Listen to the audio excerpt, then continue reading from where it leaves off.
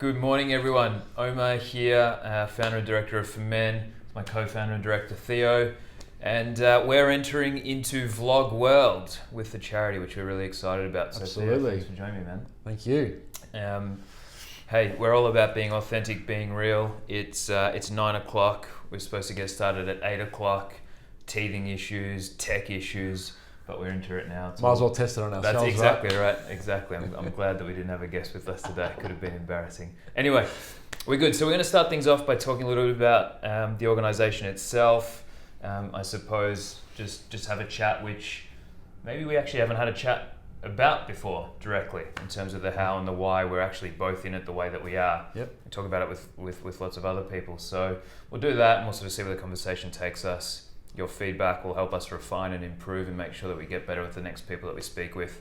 But I suppose for context, what we're all about is proactively developing mental health and well-being in men. And so one of the things that we want to do is produce great content to inspire, to motivate, to educate, and just provide our audience and the friends of our audience the chance to get some ideas and perhaps just get one or two little things that they can implement to their daily lives to stay well. So hopefully they never become unwell. So with that in mind, Theo, I suppose, why did you get involved with this? Like, it was a few years ago now we started talking about the idea, and we had that it's little been a while. session down in Fitzroy. Yeah. What was the interest for you? No, I still remember the email, and I replied back something along the lines of yes for selfish and unselfish reasons. Yeah. So probably everyone's been touched directly or indirectly by some sort of depression, anxiety, or mental health issues, and I've had one very close person to me go through very tough time, and another one, a good mate of mine, sort of goes through it in and out as well. And but I've sort of gone through, probably at the time actually, I was going through a very tough transition from not a great situation with where I was working, and sort of, I've always been entrepreneurial and had my own businesses and stuff like that, but for a stint of time I sort of went into the corporate world, so to speak. And just sort of what came out of that wasn't great at the end. So I think the timing was definitely great. I think that I saw the potential from sort of seeing it, if we could start this up with what I knew our skills were and the network that I knew you had and that I have, and we did it from, not taking anything away from the charities that are existing, but if we did it from a startup's point of view, I think we could get great cut through. And we're starting to prove that. Yeah, it's been really exciting, hey. And last week was Mental Health Awareness Week, and just doing the little things that we do, you put it out there, and it's been really validating to see the cut through that we're having by just having some really basic, straightforward conversations and doing some straightforward stuff. So when we start to hit some of those bigger ideas and goals that we've had, hopefully that impact will grow with us, which is cool. You personally, I'm curious to know, you've had a varied career. You talked about one of the downs there. You've had a lot more ups than downs. You've got a family, you've got a wife. I'm curious to know how you've gone about defining success for yourself and just determining what meaningful success is for you. Yeah, well, it's funny. Most people that I ask that question to answer in a similar way, and it always changes. I'm sure it will change a little bit moving forward, but I feel like I've solidified it a lot more now. It's got to do with growing up as well, right? So, I was always about money and what I could buy and what made me feel good. A lot of traveling, which is great. Like, there's nothing wrong with it. But I just think it was unhealthy, particularly during that particular period where I found myself making more money than I really needed. I should have been paying off the debts from the bad things that I'd done, or not bad, the stuff, the decisions you make when you're younger, stuff. totally. Like the ridiculous amounts of Yeah. overseas travel. I had an Xbox in my car. So I get it. Okay, all right, great. So yeah, I mean, look, it was always about You know, really wanted a nice car. I got one. I love cars though. At the time, it was definitely partially to impress people that I really didn't like. But I didn't know that. Yeah. I thought I was awesome. But now it's much more turned to happiness and health. It might be cliche, but it's true. Yeah. You know, I've seen what you know, money can do to people, and I've also seen how much better it is when that's not a factor. Yeah. It's a byproduct of Sure. of doing things well. Yeah. But you know, we've sort of been lucky where in terms of my wife and I, have had a great support network around us, and we've definitely been bailed out 100% a couple of times. But in terms of sort of mindset and how I define success now, it's definitely more about having control of my life and being able to wake up and say, okay, we're going to do this today, as opposed to, oh my God, how am I going to get myself out of this? Yeah. And you hit an interesting point. So we talk a lot about this idea of self-leadership, self-awareness, authenticity. And I suppose one of the major things that we want to try and say educate people with is the importance of really understanding who you are, what you're about, and what means a lot to you, and what success looks like for you. Unfortunately, I'm not sure. But when you have this conversation, there seems to be this byproduct of the topic, which means meaningful success can't include nice, shiny, fancy things. Yeah. And so it's like this really interesting tension, right? If you love beautiful cars, then is there anything wrong with wanting to have a beautiful car and spend a lot of money on it? It's the intent, I think. Yeah. And I don't know if that's the word, but exactly. If you really like Rolexes, then as a result of having a really great year, buy yourself a Rolex. Yeah. But don't make sure that it's always sticking out. Totally. You know what I mean? Totally. There's a big difference between trying to Put your watch back away, bro. it's definitely not a Rolex. It's definitely not, you know, there's a big difference between doing it for yourself and doing it to please your insecurities by impressing others. Yeah. I know there's a line that you sort of mentioned before about doing stuff to impress people that you actually don't like. But I'll say it's a trap, and it's an easy trap to fall into. Slippery slope. Right? Yeah, for sure. So talk about that. How do you mean slippery slope? I think that, and this is one person's point of view, sure. right? Once I got into the whole piece around being surrounded by wealthy people, it was trying to keep up with the Joneses. It's literally what it was. Yeah. And it was sort of like one part of me was telling myself, you're not ready to do this, do something more sensible. And the other part was like literally going, wee, like literally in my head. I'm sort of bipolar, but it's funny, like the more that you let it take over you and the less that you're self-aware, it can the rabbit hole's infinite, and you just wake up one day and you're like, we've spoken before on our podcast about, you wake up one day and you're like, where's everyone gone? Yeah. Because it's all dried up, right? Yeah.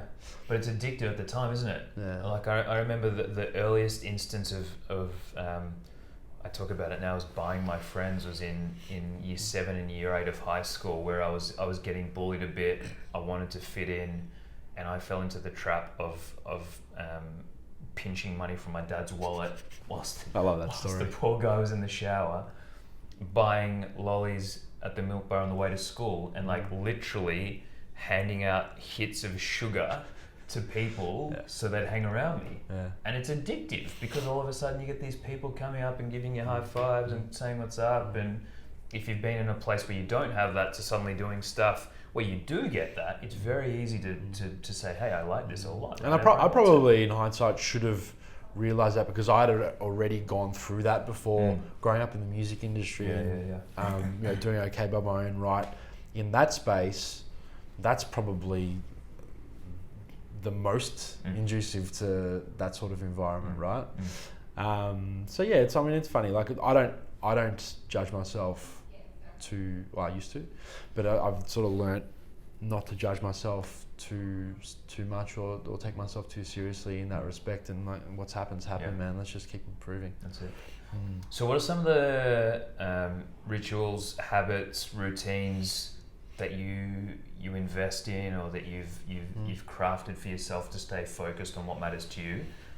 Or do you not have any of them and you just have some other way of keeping in touch? So it's funny, like sort of during that period where I sort of realised that, hang on, things are getting a little bit out of hand. I've came across some content from Gary Vaynerchuk, and the people take him the wrong way, or some people take him the wrong way. So at the start I did too. Yeah, I certainly did, and I think I'm in a transition phase with it. Okay, cool. Yeah, so he called me out because it was sort of like he was going through that part of his content where he was really hammering, being self-aware and, like you say, don't hang around the turkeys or whatever it is. And that part got me in because I was like, why are you being so mean to me, man? I wanted to hear more. Yeah. And then it actually, as I started to listen more, I started to remember what was actually deep within me and the type of person that I actually am. Once the insecurity layers sort of were taken off and the ego disappeared. And then from there, I learned, I'm wearing his shoes at the moment, it's a little bit creepy, but positivity and optimism written on the bottom of the shoes, right? And along with, if you had to sort of say what I repeat to myself often, it's positivity, optimism, perspective, continuing to be self-aware and not trying to do everything, and just practicing non-judgment as well. I don't have anything that I do repeatedly that is sort of like a ritual, but it's more positive reinforcement and just reinforcing those 4 or 5 pillars that sort of hold me up. I think, that sort of is. I found it really interesting. We've all got those people in our lives who are, I'll say, annoyingly positive. They're just like always up and always bubbly and always cheery and nothing's ever wrong. And I say annoying in a respectful, loving way, but sometimes it's just like, just give me some space, right? Just like leave me alone.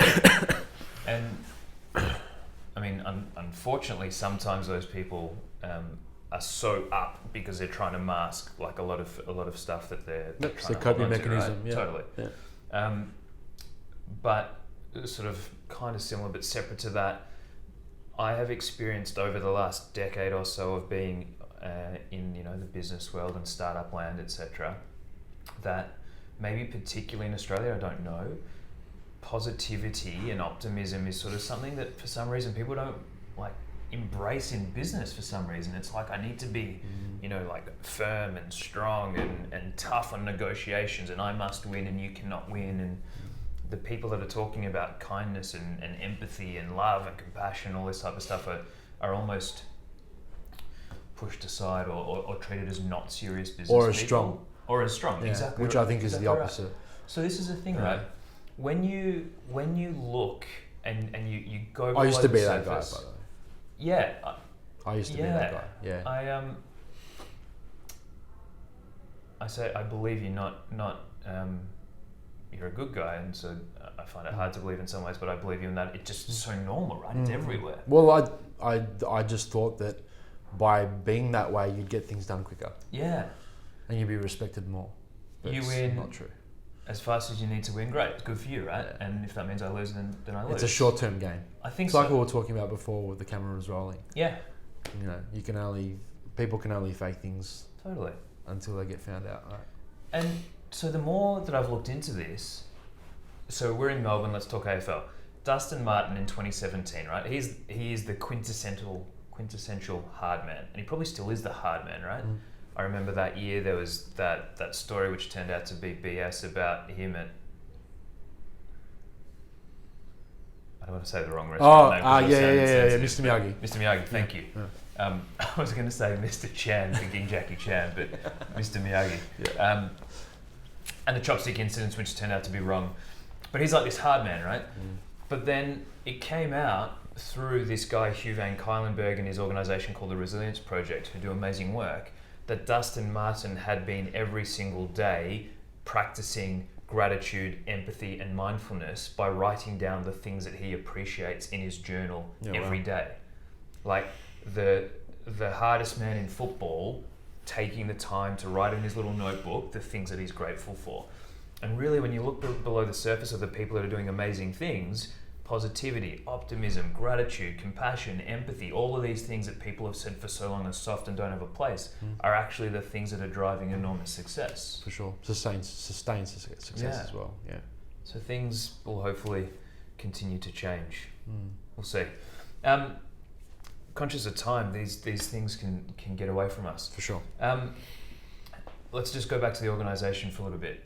For men, again, it's about proactively developing mental health, resilience, well-being, particularly in those men 25 to 40, and then sort of just before that and just after that. We're taking a startup approach, right? So we've got clarity on purpose, we've got clarity on vision, and we're being flexible in the way that we get there. But what would you like to see happen over the next coming years? What are you hoping we can do? Yeah, I think the communication bit is the center of this movement, right? I think breaking down that alpha mentality, breaking down not to be insensitive to the Me Too movement, and we need to be more inclusive, of course, not just for females, but there needs to be diversity across the board, up and down. Everyone's the same. It's meritocracy is what decides who's better. Sure. It's not got nothing to do with anything else. So we need to make sure that men understand that if they're more nurturing, they can stay home and look after the kids. It doesn't have to be the other way around. Sure. They, like you said before, you can be an alpha male and be the provider and the leader, but you don't have to be an arsehole or like that typical football coach that screams at the teenage kids and everyone thinks that's leadership. In sport there's a place for that sometimes, but what I think we can really do is help people be more self-aware and understand what makes them happy, and through that maybe people will develop some more empathy. I think you're born with the level, the ceiling of empathy that you can sort of get to, but being more aware of how you're actually treating people and this whole self-development, self-leadership stuff that we're doing, I think that'll provide enormous value to the people that we are exposed to. Yeah. So I think the most important thing we can do is through our communication plans that we have is just really change the mindset and the stigma around what is leadership, what actually makes a good person, what is success, and just take this pressure off that isn't needed on men during that age. There's going to be natural pressures from, we've got an event coming up for new and expecting dads. You can't do much about, that's just life, right? But the surroundings and the environment either help during that period or make it a whole lot worse. And really magnify it. So, I really think that changing the conversation around those stigmas is where I think we can have a big influence and get ahead of the curve. And also help people around that man is also a big one. Yeah, awesome, man. Cool. So, look, we're into Vlogland now. I suppose one of the messages which over the last week and a bit in particular, I've been pushing, and I suppose we'll finish on this. Understanding who you are, what you're about, what matters to you is not something which is strange or unusual or weird to do. In fact, it's a critical first step when it comes to determining what meaningful success looks like. if you pursue success under somebody else's definition, number one, it's going to make it very, very hard to get there. And number two, it's not going to feel that good when you do get there. So, please, whatever you do, spend the time, check in with yourself, figure out what matters to you most, and then put things in place that will help you get there for your own sake and not for anybody else's. I banged the table. I might have just changed the focus a little bit, so if I have, my bad. It's number one, we're learning.